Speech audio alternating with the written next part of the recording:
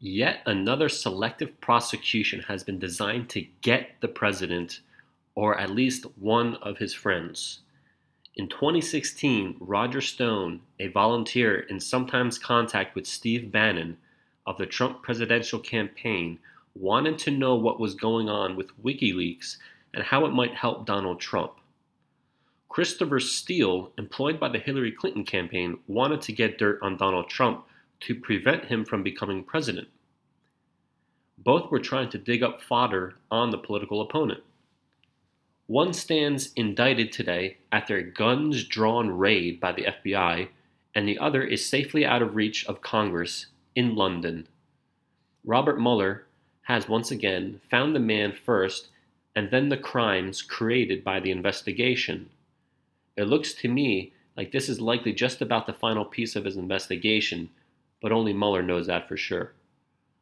The indictment reveals that Stone knew absolutely nothing before the initial public drops about what was going on with WikiLeaks.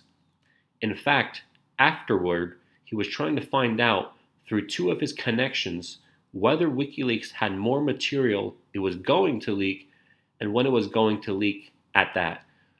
For reasons that are unclear, Stone hid the name of his second source.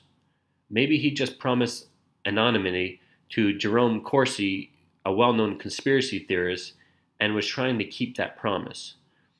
Maybe Stone thought Corsi was so discredited, he's banned from most media actually, that he did not want to admit he was relying on someone no one believes about anything.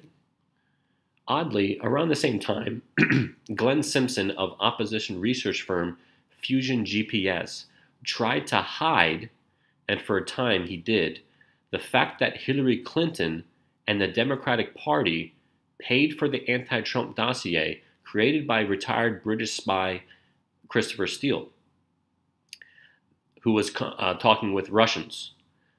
That seems a far more relevant fact to Mueller's investigation, going to the heart of the credibility of the allegations against Trump, and yet no handcuffs on him. It took court action in Britain to get to the truth about the Steele dossier.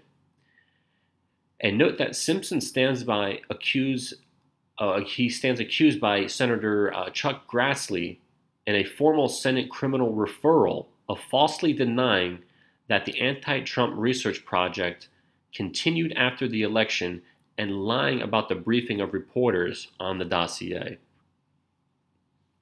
Let's not forget that the same lawyer who organized the dossier research sat next to the Clinton campaign chairman, John Podesta, in congressional hearings as Podesta denied knowing the source of the funds. Either Podesta was not truthful here, or the lawyer committed an enormous breach of ethics, since he had a conflict as a factual participant and knew the answer. That's what real obstruction of material fact looks like, but if you are the good guys with good lawyers, you need not sweat it. Everyone in the world was trying to find out what was happening with WikiLeaks after it posted Hillary Clinton's emails. As Special Counsel Mueller notes, Roger Stone sometimes spoke with various members of the Trump campaign, sometimes was even asked for information. He is accused of hiding his second source, lying about having emails and texts that made some minor unanswered requests, and threatened the dog of his other source. Here's what Stone is not accused of lying about: that he did not know in advance that Podesta's emails had been hacked, that he did not coordinate with WikiLeaks, that he was never in touch directly with WikiLeaks during this time. The implication of this is that the president can't be guilty of collusion that never happened. The president could well have asked someone to find out what Stone knew, but there would be rather a simple reason for doing so. Stone was broadcasting on Twitter, in interviews, and in speeches that he had an informant and that through the informant he knew what was going on. From August 15th to August 29th, 2016, Stone literally was a chatterbox on social media.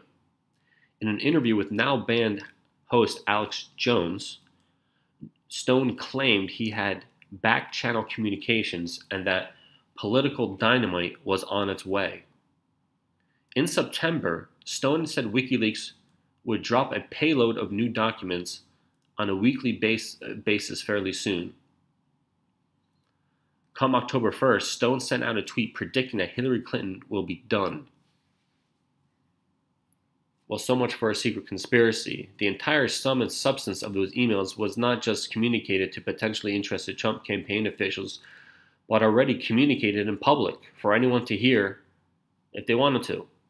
Stone had an opportunity in court as a matter of law to win or lose on the specifics of how material his omissions were and why he was trying to keep Corsi out of his testimony.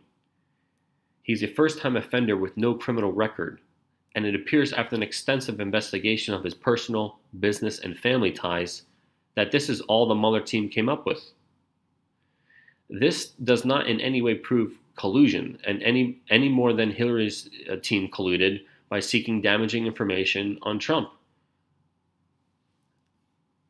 And because Stone broadcast everything publicly, this is far less material than something like the secret origins and undercover press briefings of the Steele dossier that influenced the FBI. And Christopher Steele, he's a British citizen, and he got the information from Russians directly, and that information went to the Hillary Clinton campaign. So it's like they're working with two foreign powers to overthrow an election. But is another series of events that questions whether our legal system has devolved to that of Venezuela's, one in which opposition political leaders are targeted for takedown. And if you're on the quote-unquote good side, you simply smile your way through as the criminal legal referrals against you are tossed into the garbage bin, just like Hillary Clinton.